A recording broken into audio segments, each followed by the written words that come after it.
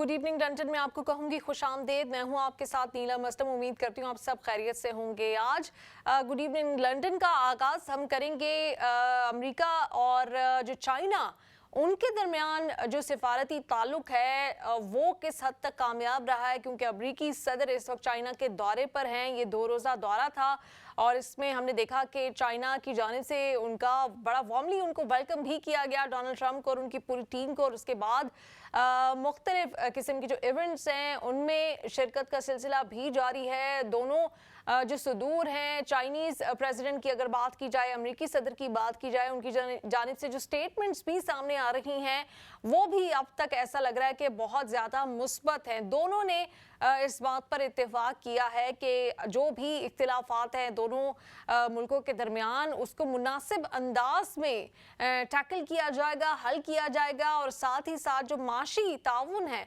उसको बढ़ाने पर जोर दिया गया है। और यहाँ तक कि डोनाल्ड ट्रंप ने जो अपने साथ बिजनेस कम्युनिटी के जो लोग लेके गए हैं उनकी वहाँ पे खुद से मुलाकातें कराई चाइनीज़ प्रेसिडेंट शी जिनपिंग से। और शी जिनपिंग ने भी जो गुफ्तगू की उसमें यही दावत दी गई है अमेरिका को कि कंस्ट्रक्टिव स्ट्रेटेजिक स्टेबिलिटी के ऊपर दोनों मुल्कों को जोर देना चाहिए। और दोनों मुल्क अहम मुल्क हैं, बड़े मुल्क हैं।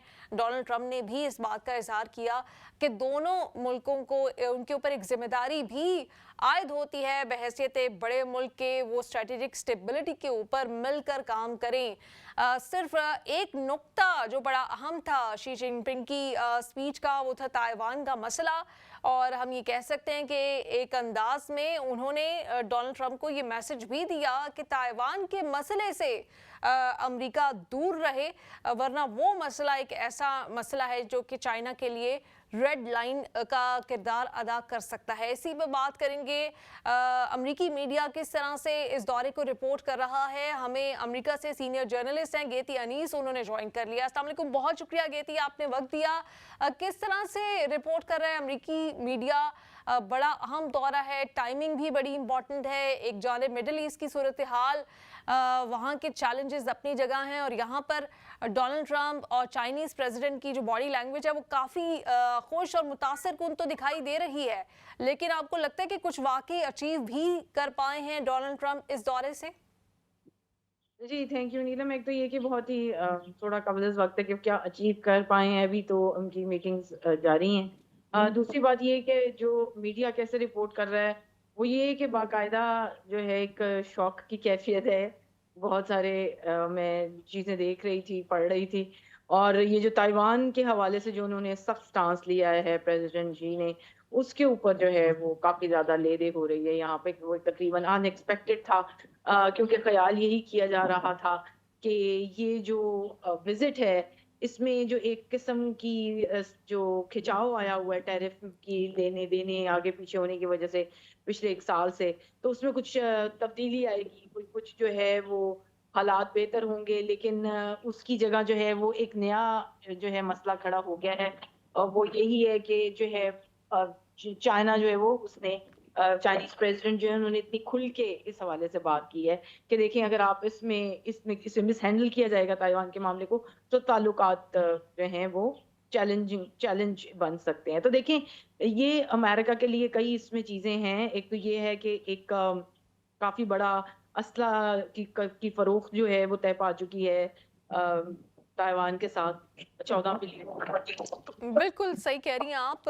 ये अहम दौरा है और अभी ये जारी भी है और ये देखना भी बाकी है कि एंड में किस तरह से इससे क्या कुछ अचीव किया जा सका है। लेकिन वाकई ताइवान के ऊपर जो चाइनीज सदर हैं उनकी स्टेटमेंट काफ़ी हद तक क्लियर है कि उस मसले पर अमेरिका की जो मुदाखलत है वो बर्दाश्त नहीं की जाएगी।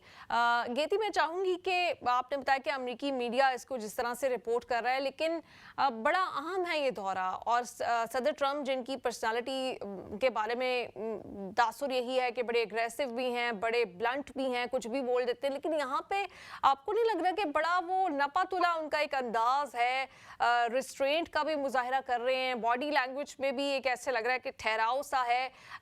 इसकी क्या वजह हो सकती है कि ऐसा लग रहा है कि अपर हैंड चाइना का लग रहा है इस दौरे में? जी, बिल्कुल ऐसा ही है और ये बात इसी तरह ही रिपोर्ट भी हो रही है। उसमें वजह ये है कि आपको याद होगा जब टैरिफ लगाए थे तो अमेरिका ने का ख्याल था कि वो जो है बिल्कुल चाइनीज गवर्नमेंट जो है चाइना की हुकूमत बिल्कुल वो बहुत ज्यादा पीछे हो जाएगी, लेकिन उन्होंने बड़ा सख्त पुशबैक दिया था। ज़ाहिर ऐसा लगता है कि दूसरे ममालिक के बारे में जब बात करते हैं डोनाल्ड ट्रंप, तो ऐसा गुमान होता है या ऐसा वो बताने की कोशिश करते हैं कि आपको हमारी ज़रूरत है। लेकिन चाइना के मामले में ऐसा लग रहा है उनकी बॉडी लैंग्वेज से भी कि अमेरिका को चाइना की ज़रूरत है। मैं चाहूँगी कि आप अपनी बात जारी रखें। इससे पहले भी इनकी जो बॉडी लैंग्वेज के हवाले से आप बात कर रही थी। चाइना का असल में मसला ये है, या आप कह लें कि खुशकिस्मती ये है कि चाइना की सबको ज़रूरत है। वो एक इतनी बड़ी प्रोडक्शन का एक गढ़ है और मैन्युफैक्चरिंग का कि दुनिया में किसी का गुज़ारा हो नहीं सकता अब चाइना के बगैर, तो अमेरिका समेत। तो अमेरिका ने, हम जैसे पहले बात कर रहे थे कि पहले पहले जब आए थे सदर ट्रम्प तो उन्होंने काफ़ी जो है वो अम, कहा था कि चाइना पे वो बड़ी सख्ती करेंगे और टैरिफ बढ़ाएँगे, और उन्होंने बढ़ाए भी, और मैं ट्रिपल डिजिट में ले जाऊँगा, और ये वो उन्होंने काफ़ी धमकियाँ दी थी और चाइना से कोई ख़ास जवाब नहीं आता था।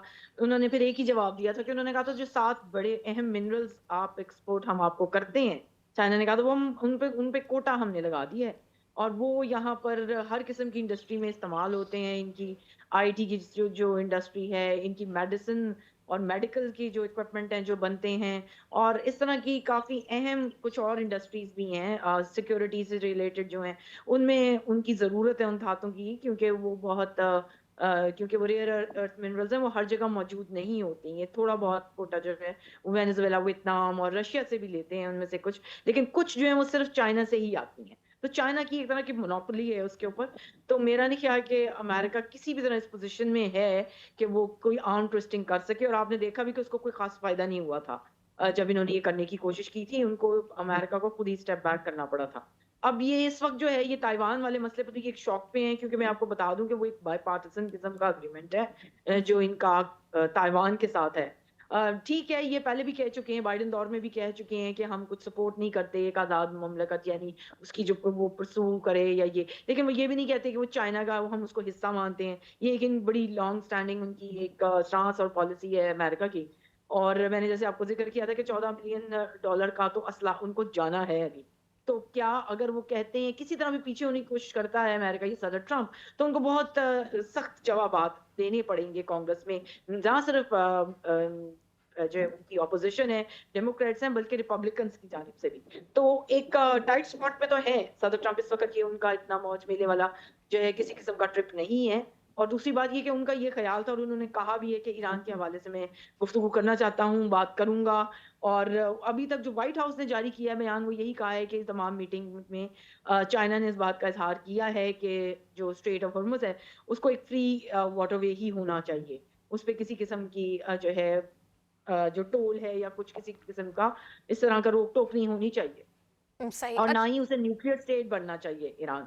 तो ये बात व्हाइट हाउस ने तो कही है, लेकिन चाइना की तरफ से हमें ये हुँ। इन अल्फाज में हमें कोई रिपोर्ट नहीं मिली। जो चाइना की मीडिया ने रिपोर्ट किया है, उसमें सिर्फ ये कहा गया कि मिडल ईस्ट की सिचुएशन के ऊपर जो है, वो लंबी-चौड़ी बातचीत हुई है। अब देखिए इन दोनों चीज़ों में बहुत फ़र्क है, और बाल मामलात क्या तय पाए हैं, वो तो दूर की बात है। अभी तो ये भी नहीं पता चल रहा कि किन मामलात पे बात आगे बढ़ी। अलबत्ता ट्रेड जो है, वो एक बहुत अहम चीज़ है, और उसके हवाले से आपने ज़िक्र भी किया था। और वो यही है कि इलॉन मस्क भी गए हुए हैं, एनवीडिया के जो सीईओ हैं, वो भी मौजूद हैं, जेनसेन वांग, और वहाँ पर इस वक़्त जो एप्पल है जो है वो टिम कुक भी वहाँ पर मौजूद हैं। तो काफ़ी वहाँ रौनक मेला तो लगा है, और ये भी कहा जा रहा है कि इतने ज़्यादा सीईओज़ के साथ कोई भी प्रेज़िडेंट कभी चाइना नहीं गया, क्योंकि हुँ। ज़ाहिर है ये एक सियासी किस्म की बुनियादी तौर पर मुलाकातें होती हैं। इसमें तो इनके जो हैं इनका जो बेटा है एरिक ट्रम्प, वो भी गए हुए हैं। तो यहाँ पर इस पे भी काफ़ी क्रिटिसिज़्म हो रहा है कि ये आप फैमिली को कहाँ लेके चल पड़े हैं इस तमाम सूरत-ए-हाल के अंदर। सही। बहरहाल दिलचस्प है, कल तक सूरत-ए-हाल काफ़ी वाज़ेह होगी, क्योंकि सदर ट्रम्प ने खुद जो वहाँ पर इंटरैक्ट किया है मीडिया से, जो वहाँ पर टीमें मौजूद हैं, वो बहुत मुख्तसर रखा है, ख़ासकर इस बयान के बाद जो सदर शी की तरफ से आया है, तो खामोशी तारी है एक तरह से। तो सही। देखते हैं कि अब मज़ीद इस पे वो क्या कहते हैं। अलबत्ता कुछ ना कुछ ज़ाहिर है कि ट्रेड के हवाले से कुछ कंसेशंस जो है वो चाइना दे रहा है। कहा गया है कि तेल में अमेरिकन से इम्पोर्ट करने में भी कुछ दिलचस्पी का इज़हार किया है उन्होंने। फिर जो बीफ की इम्पोर्ट है, उस पे भी उन्होंने कहा है कि हम कुछ ज़्यादा कोटा बढ़ाते हैं आपका। तो इस तरह की कुछ बातें हैं जो ज़ाहिर है कि अमेरिका के फ़ायदे में भी हैं। लेकिन एक कंप्लीट जिसे कहते हैं कि आप ये नहीं समझ सकते कि वॉशिंगटन डीसी इस वक़्त बहुत ज़्यादा कोई ऐसी पोज़ीशन में है जो वो अपनी डिक्टेट करवा सके वहाँ पर हर किस्म की अपनी कंडीशन। सही। अच्छा, तो मैं ये भी जानना काफ़ी चाहूँगी दिलचस्प है। कि अमेरिका तो इसको इकोनॉमिक नेचर का ही एक दौरा जो है वो रख भी रहा है और समझ भी रहा है, अभी तक जो बातें सामने आ रही हैं। आपको क्या लगता है कि चाइना इस दौरे से क्या कुछ अचीव करना चाहेगा? कुछ हलकों में ये बहस भी हो रही थी कि शायद चाइना अब जो पाकिस्तान का मीडिएटर का या पीस एम्बेसडर का रोल है, वो पाकिस्तान से ले लेगा और अब सही मुआहिदा जो है वो हो जाएगा। पाकिस्तान से तो नहीं हो पा रहा था, चाइना वो कर दिखाएगा। चाइना की जानिब से अभी तक ऐसी कोई कोशिश नहीं दी। तो चाइना इस दौरे को आपको क्या लग रहा है कि क्या आपकी रीडिंग है कि किस तरह से देख रहा है या क्या कुछ इसमें से हासिल करने की कोशिश करेगा? देखिए, मीडिएशन के हवाले से तो चाइना की फ़ॉरेन मिनिस्ट्री का पहले ही बयान आ गया था, पाकिस्तान की तरफ से भी इस पे बताया गया था कि उन्होंने कहा है कि हम आपकी मीडिएशन की पाकिस्तान की जो बड़ी सख्त सूरत-ए-हाल में पाकिस्तान ने मीडिएशन की थी, अगर आप देखें उसके मुकाबले में इस वक़्त सूरत-ए-हाल पुरसकून है। कोई डायरेक्ट हॉस्टिलिटी नहीं है, कोई वार नहीं हो रहे, कोई बमबारियाँ नहीं हो रही ईरान और के किसी इलाके पे। तो ये सब अचीव तो पाकिस्तान की वजह से हुआ है, सीधी-सी जो बात है। और ये नहीं है कि पाकिस्तान अकेला था, उस वक़्त भी तुर्की शामिल था, ओमान शामिल था, इजिप्ट शामिल था और चाइना की बिल्कुल मुतवातर इसके अंदर है, एक प्रेज़ेंस रही है, रशिया की रही है।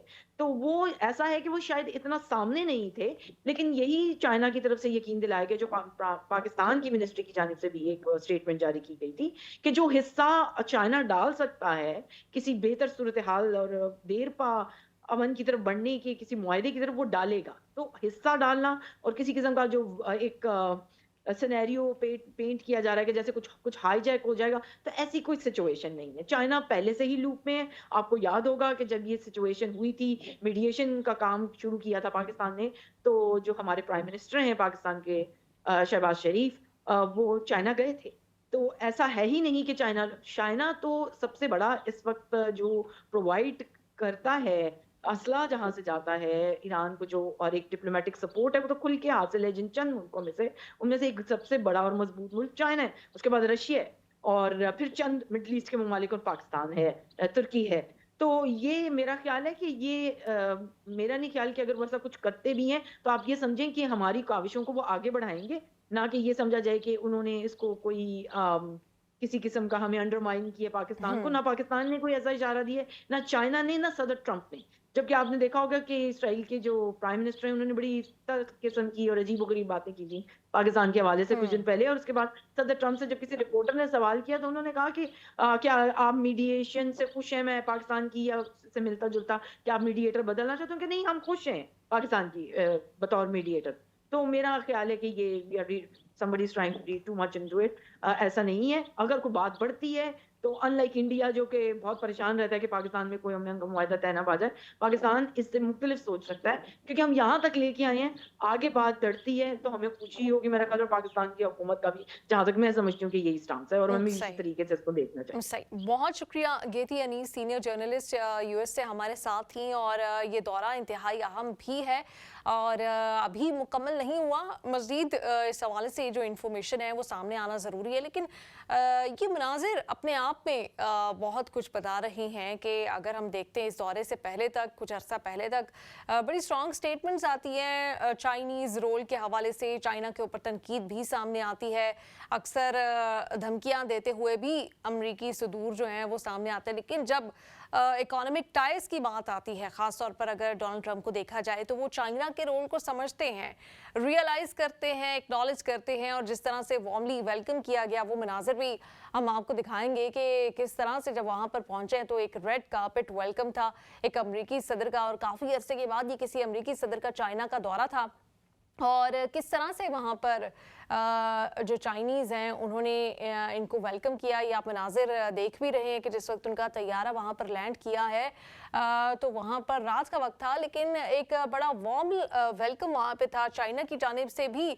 ऑल्दो कि चाइना की जानिब से जो लैंग्वेज हमेशा यूज़ की जाती है, कोशिश यही की जाती है कि उसको सिफारती ही रखा जाए, लेकिन जब अमरीकी जो हुकूमत है उसकी जानिब से चाइना के ऊपर कोई इल्ज़ाम लगना होता है तो बहुत ज़्यादा सख्त जुमले भी सामने आ जाते हैं।